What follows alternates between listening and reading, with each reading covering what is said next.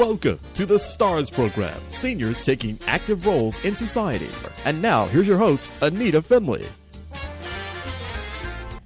We have an author, and we have someone who helps the author. It happens to be son and mother, which I love, and it's tellingyourstory.com, although it's telling your story LLC. Yes. But that's not what I want to talk about. No. I want to talk about your wonderful things that you do. We do, yeah. Because, you see, so many people have a book in them, and we all know that. They do. But they don't know what to do about it. They try, they sit down, they think they're going to do something that way. We already have somebody watching this now.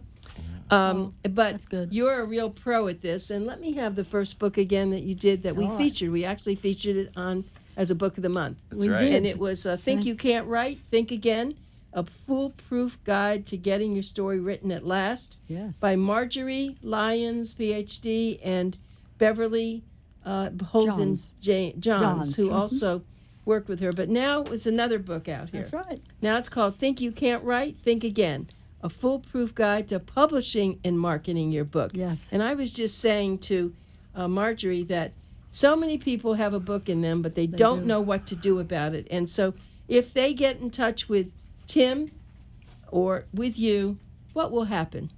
Well, we listen to them. That's the first thing. And we let them know that whatever it is they want to write, we can help them get started. So the listening part is important. We usually go to their home or office and let them begin to tell what they have in their mind, something that they've wanted to write for a long time. They might have bits and pieces of things scribbled here and there, which is good because that's the beginning.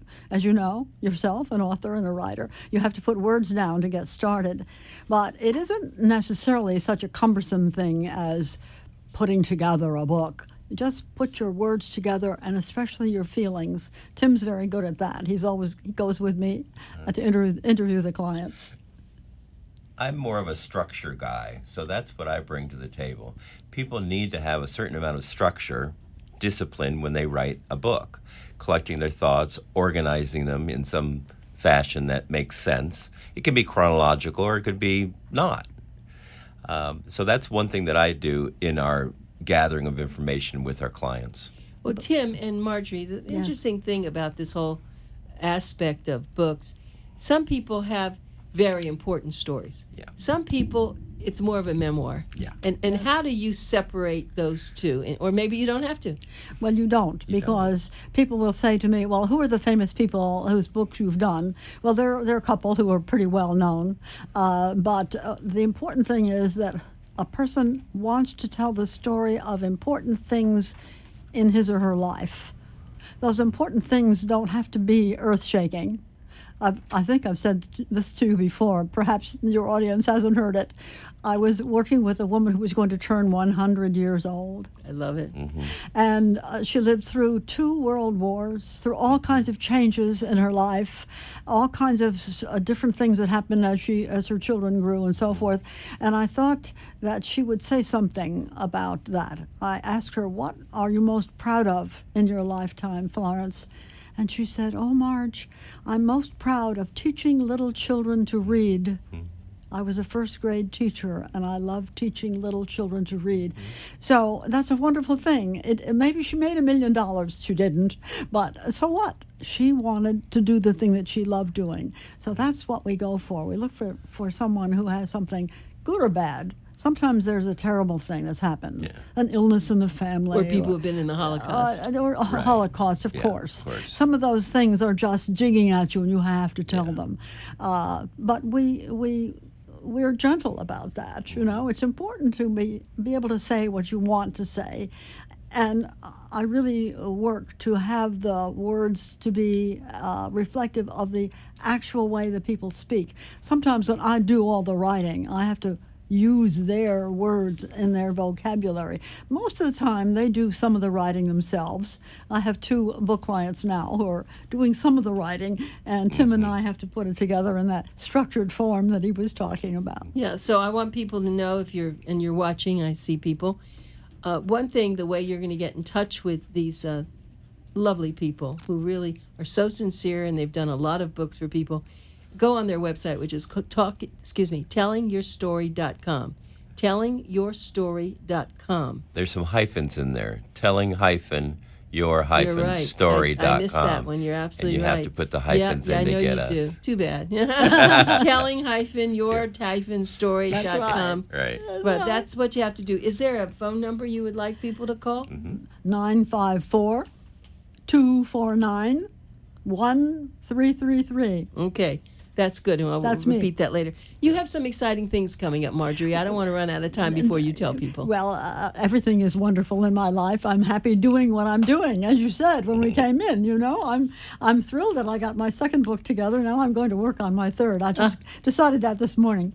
Anyway, I have a workshop on Saturday, this coming Saturday, October 5th, at the North Regional Library, which is the BCC of Broward County Library on Coconut Creek. The topic is Tell Your Story in Words and Pictures. It's at 10:30, from 10:30 to noon on Saturday, the 5th of October, and it's free. I'll be there. Bring a photograph that you would like to talk about, and we'll get started on your story. Second thing is that I'm beginning, once again, my writing workshops at the Skolnick Community Center in Pompano Beach, which is near the Publix in Palm Air. Most people know it by that. And I have been holding a workshop for people who want to write whatever they have in their minds. Some are memoirs, some are not, some are fiction stories, whatever.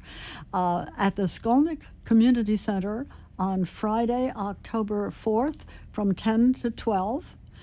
Kicking off another year. I've been doing this for 15 years. And so we're starting on Friday, and I'm looking forward to that. There is a small charge that goes to the Pompano Parks Department to attend. But the other thing, in mid-January, I'm not sure of the date, it's mid-January, at the Skolnick Center, we will have our second annual extravaganza, which is an extravaganza where you can come and buy books or artwork and listen to music, and it's all free. So everybody's invited to come. You don't have to be a book writer or an artist or a musician. Just come and have a good time. That's lovely. And I do have a different kind of a question. It isn't about your book particularly, but there are groups who pick a book, and usually these are women, and they come, there may be 10 of them. They have a book, and everyone's supposed to read it, then they get together. Have you been involved in anything like that? I'm the one who conducts. Why wouldn't I? Why wouldn't you figure that one? I actually give book talks. I give a review of particular books. One that I just did not too long ago was a book called Educated, which is an amazing book about a woman who was never in school until she got to high school. And she finally was able to break out of a very difficult home situation and went to high school at age 17, first time. Went on amazingly through high school, through college, got her PhD, and Educated is a #1 bestseller. So I talk about that. I don't join the book talking clubs that you're referring to, where people get together and talk about the book that they've all read together. I do take questions from the audience when I give my book talk. So tell me, what did you do before you were officially an author? What really has been your life's work? I started writing when I was about 7, so I've been writing all my life. But of course, I'm an actress as well. Also, you knew that, right? Yes. And I love doing that. And I just had a birthday party, and Tim knows about that. Tim executed the whole thing, and it was wonderful. But somebody started playing the piano, and I started singing and dancing. So there's some pictures that did not go on Facebook. But anyway. So, Marjorie, have you tried to get into acting here? Because from time to time you see where people are acting, and I happen to work with a lot of theaters. I'd like to be able to give your name. Well, I could try. That would be fun. I have done some work around here at the Lake Worth Theater. Lake Worth Playhouse. I go there all the time. And they're great. Were you in one of their shows? I was in one of the shows, and I have a favorite role that I play. So that's the one. What is that? Well, there's a play called Dead to Write. And it's a Dead to Write, W-R-I-T-E? No, R-I-G-H? R-I-G-H-T. Right. And it's just a whole joke. Two actors or two people are celebrating their 25th? The 25th wedding 25th anniversary. wedding anniversary, and the actor who plays my husband is really British, so I use my British accent, and I've become his wife, and we're speaking of how lovely and glorious it is to have these 25 marvelous years together, and it turns out that we really can't stand one another. They had that show. I never saw that. You have to request it because we'll do it at the drop of a hat. We do it at birthday parties and wherever. This is absolutely wonderful. So, Tim, how has it been having a mother like Marjory? It's been great. It must have been just so perfect. Perfect. Perfect. I don't think so. Perfect is the word to use there. Interesting. It's been very interesting. I started to learn how to cook when I was 12 because Mom was doing other things, such as performing. My mom and my dad helped start a off Main Street theater years in the ago. little town that we lived in. Someone donated a old dairy barn, and it got all fixed up, and I helped paint it, and my other brothers did too. So we saw them on stage at a young age, and they were involved in community events. Helped start a church and so forth, and then she's been an educator all these years. And then a businesswoman. So always busy. But now you're together doing this, which is so wonderful, isn't it? We live 20 steps apart from each other, not condos next to each other. There's one in between us. Just one. I love this. Just enough. It's enough of a balance. It's enough, yeah. It's a terrific thing. So so that you're still together in many ways, but that you're still separate. That you're separate, which is really important. But in this book, and I've just been looking at it very quickly. I see where you help people with social media. I mean, this is quite an interesting book. I got to do it pretty fast. I think these are questions that a lot of people have no idea about, just like what we're doing now, Facebook Live and all this. But I see about proofreading, about YouTubing, about lots of things. This is a great new book. I'm so happy that you wrote this. Thank you. Yeah. Well, it is an important a piece of information for people, whether they've been in a group learning to write, or they've been attempting to get their book published, or whether they're just starting. The current one that we're speaking about now, I assume people have done their book or they're ready to get it together, and they're looking for a way to publish it themselves, which we call indie publishing, independent publishing. And it can be done beautifully with the greatest style of high level of book making today, that in the rather not too long ago, the publishing was really not well done. So you'll be able to help them with this, because I know that it's not just so easy that you just call one of the indie publishers and all of a sudden it goes. They have to have certain things. So you would walk them through everything with this, and then you would be able to explain what's happening, because I'm so happy to see this. I'm doing this pretty fast, but I love this. Most people have their handwritten or maybe typed. Some have it on a computer file. Most don't, and we get it formatted because, of course, the printers need it formatted a certain way, margins and so forth, and page numbers and photos and whatever is going to be the content. But it has to be in a certain format for this printer. Another printer needs a different format. That's right. So we help them with the printer selection. It could be printer A, printer B, printer C, and what their format for that specific printer is. We get that ready for them, send it off, then it comes back. It's called a proof. We look at it together and see if things are correct, the dates and so forth, and then we print it. All right, but then the cover, will you help them decide? Because that's a big thing on the cover, because I know the indie publishers will do it, but it may not be the cover they want. Right. Well, you have, usually you have selection when you're doing indie publishing. You always do, really, because you're paying for the printing of the number of books. We do also hardcover books. We had a challenging one, a wonderful woman who was born in China in 1932, still with us today. She's lovely. Her book was called a memoir, An Unexpected Life. And of course, there's a whole story there, which I won't go into here. But on her cover, she wanted Chinese writing. So we have a publishing company that does beautiful work of that kind. The test that Sue, Dr. Barry Sue, said was that her relatives in China could actually read that piece that was written on the cover of her book. Now that was so it's a extraordinary. beautiful book. Yeah. It was beautifully yes. embossed in gold. Yes. The And Chinese letters. And this is hardbound. Hardbound, yeah. Yes, yeah, beautiful book. Yeah. So we do a range of books, depending upon what a person has in mind. Right. We can give them all kinds of guidance, and as I said, we try to listen and find out what they're interested in and provide something that pleases them. Right. So that's why you have really two companies. The one I first met you is you actually will take on writing someone's Clients. book and help them. Yes. Yes. And the other one is they have something, a manuscript, and now Right. they need help to get it printed. Correct. That's right. Right, but Printed. it's not so simple that they just send it, and I know that. So Yeah. Not I'm if glad they- that you're doing that. Yeah, I And am too. I love this. So let's see, then people are going to be able to buy this. They through can buy Amazon. Yeah. Yeah. Oh, Only through Amazon.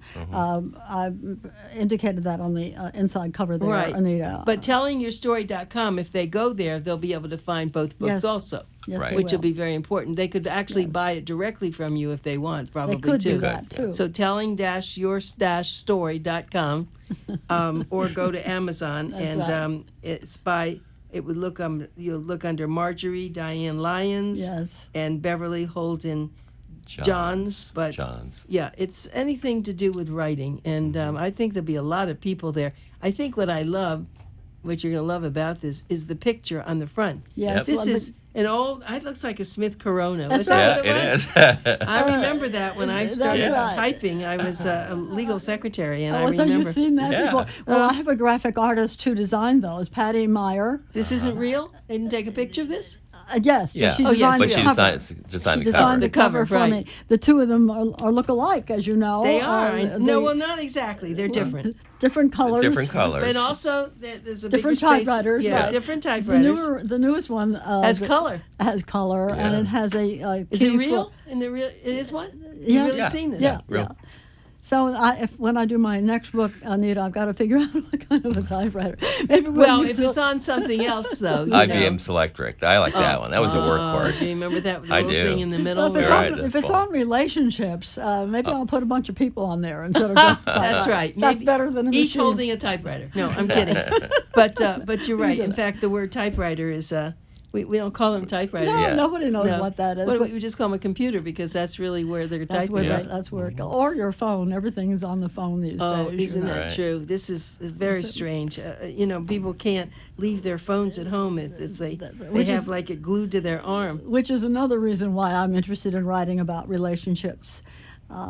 And when you move along in life, as I have, you begin to look at what are the kinds of relationships that you've had, and what makes a relationship good. I've just lost a good friend who was 92, but we had a relationship, and I'm thinking so much about that and some other people who are that you're comfortable with. You know, if you are comfortable with another person, that really is an indication that that's a special person in your life. I'm So, going to throw a curve to you.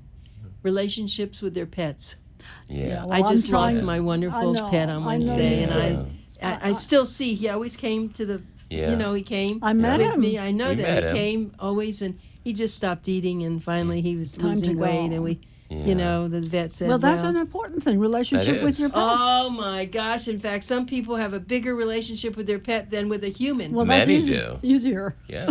You can push them, he's used. push them around. Did we ever bring JoJo, our dog, up here? I don't think you did. We had Tell him me 17 years. He's a West Highland Terrier. We adore that. You him. didn't. Yeah, and he would go up to Maine in He's the summer. 17 now. No, he's He was 17, passed away. Oh Yeah, my! Very long time ago. like 3. 2 years, Two- 2.5 two years. and a half See, something you like that. still Yeah. see him, don't Yeah, you? Oh, oh, I yeah, see him. oh yeah. Yes. We still look for him. In fact, I we, know, and it's- we just grab a little dog and say, "Oh, does that look like JoJo?" So a friend of mine, a colleague from the Boston area, I had another birthday party up there. I've had birthday parties everywhere, so I had one here and one in Boston. Happy birthday.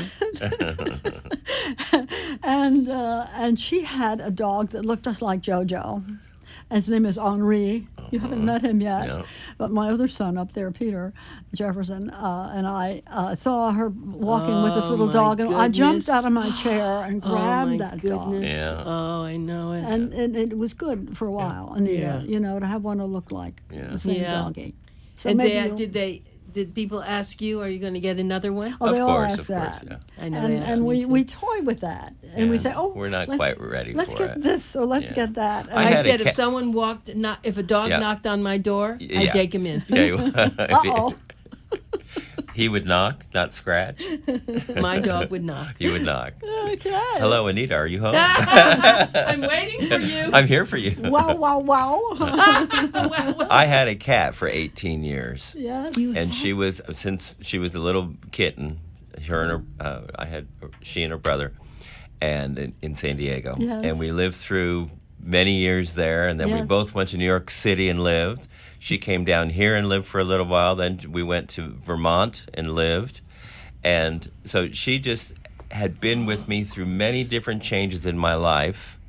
18 And years. sometimes, you have to talk to somebody. Yes. And Oh, absolutely. and if there's the kitty on the bed and she Of looks up course. at you. Of We course. survived a fire in our house. You and the kitty. The kitty and I. Her name was Kiki, and we woke up at 2:30 in the morning, and it was too early to be morning, but there was red sky, and then we heard sounds. We looked at each other like, this isn't right. So we both got out of bed. In an instant. And it wasn't. The garage by the apartment was on fire, and within minutes, our bedroom was engulfed. So we escaped just barely. Heavens. Yes. So we Yeah. experience Yeah. life events with our pets. Yes. And, I was beginning to wonder about myself because I did a lot of talking to Charlie. Of course. Okay, Charlie, I know you want to go out, but I can't do that now. And Right. They listen. Yeah, They do I listen. know. I might say that Keek, the kitty from California, made a huge emotional change when they moved. Tim and Keek moved from California to Vermont, where Keek had a chance to walk all over this big inn that he lived in, as opposed to the little apartment in California. And so I wrote a story called "Sophisticated Lady." Oh, how beautiful. About how she used to sit in the window in California and look at the ocean, and her tail would just waft here. That's and right. there. It goes back But and forth. Then they took her in on a terrible thing called an airplane to Vermont, and here was this giant house, and she could walk up the stairs. I can even hear her footsteps now, Tim. Yeah. And then he let her out the kitchen door. And she walked free. She was free out in the scratchy, woody, grassy place. And she walked over there, not really liking it too much on her paws. And she discovered something cold on the ground, and it was falling out of the sky. Oh, my and it was gosh. white. And she, Oh my gosh, I know where it's she going. put her little feet, her little paws Oh my on the snow. goodness, that would have been. And did you write? Did it become a book or was it just a story? It's a story. It's still a story. Yeah. But I think it could be a children's book. It sounds like Yeah. that, doesn't It it? could. It could. Tim can help me because he's got something he's written. And we were painting the front stoop, the front porch, as you do up north every year or every other year. And of course, she walked through that Yeah. into the house, into the. And what color was she?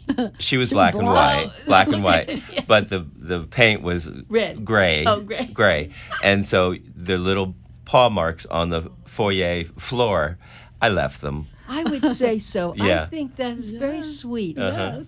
That's different. I like that. Well, and I know we got off the subject, Yes. but Yeah, it's all yeah. to do with the You write- book. So you write stories about It's about that. I writing. was going to say that Yeah. I wouldn't surprise me that if someone were alone, if they lived alone, then and they had a pet, they would want to write about their pet. Well, of course. Has And why anyone not? ever done that yet? With Of you? course, there was Yeah. Marley and Me. Remember that book? Sure. Oh, Yeah. absolutely, Yeah. Marley and Lots me. of them, but you've That just was- given me an idea. When I'm writing this book on relationships, of course I'll include pets. Yeah. have to. Yeah, That's great. because And they can be they're- short stories. They don't have to be 300 pages. They No, don't have that's to be a right. sophisticated animal who starts in California. I wrote a story about two brothers, two mice that live in this big.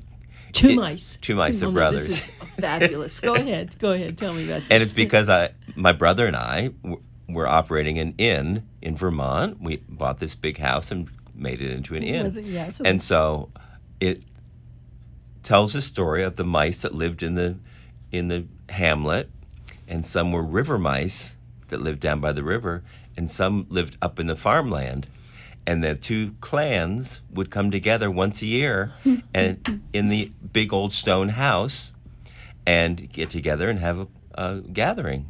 Tim, that is so Isn't that great? precious. I mean, now you see, you're really talking about children's books, although Yeah. it sounds like someone would like to read it anyway. But you have books in your brain. It's Yeah. like Yes, he does. Everyone does. it does, We right? do. Everyone I love does. my books. It's wonderful that you were here, and I want so much more of you, and I'm so glad we're able to get you back again. It's Yes, lovely, so are and we. thank you so much. So are we. And Lovely. so anyway, this is lovely. So thank you for being here. Thanks for we asking had some us. nice people watching you, and Oh, good. and That's nice. we'll I hope they show up at my workshop. and my yeah, workshop well, on let's hope that they Saturday, do. So 10:30, Saturday morning, this coming Saturday. okay, DCC so Library. we got you off of that.